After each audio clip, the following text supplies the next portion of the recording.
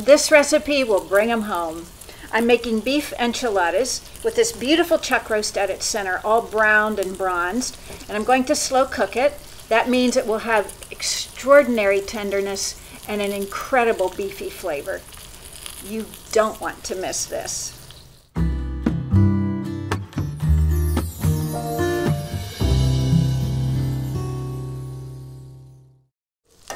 So I have this 4-pound chuck roast, which I've browned on all sides. It's a hefty guy into the slow cooker. And now I'm going to scatter 4 cups of sliced onions over top.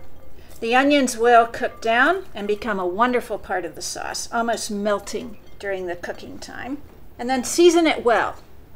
2 teaspoons of salt, 2 teaspoons of black pepper, and finally 2 teaspoons of cumin seed. Again, it's going to give it a little texture, but it's certainly going to add a bright flavor. And then tomatoes. We've got diced ones here, along with their juice, and then finishing it off with chopped green chilies. Spread them around. It's so simple, but it will taste magnificent when it's finished. And finally, topping it off with some of these beautiful browned drippings from the chuck roast itself. It will have a great beefy flavor. Put the lid on, and I'm off to let this cook for 4 to 5 hours on high. I cannot wait. The moment I've been waiting for. I wish you were here to get this wonderful aroma. The flavors have clearly blended well. You see how the onions have melted down into the meat, and now the moment has come to shred the beef. I've got a big piece of beef here, and now I'm going to start the shredding process.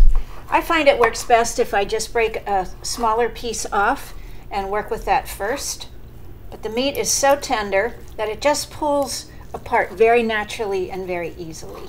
Now, I'm just thinking, normally I would continue shredding this, do it all, and then put it back into the sauce, mix it together, and let it just heat a bit longer. But I don't think I would be a responsible host if I didn't at least sample this before my guests arrive. So here we go. I've warmed the tortillas under a damp paper towel in the microwave just to soften them up so that they're very pliable.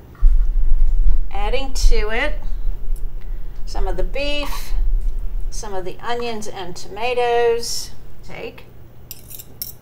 There we are. And the meat is hot enough that it's going to melt this cheese as I finish putting it together. And then I prepare my wonderful package. Now I want to add just a little bit of flavor additionally before I take a bite.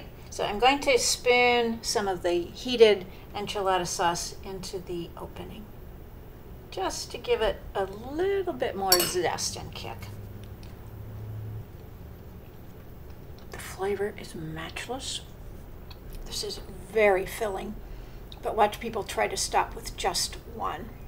You have got to try it.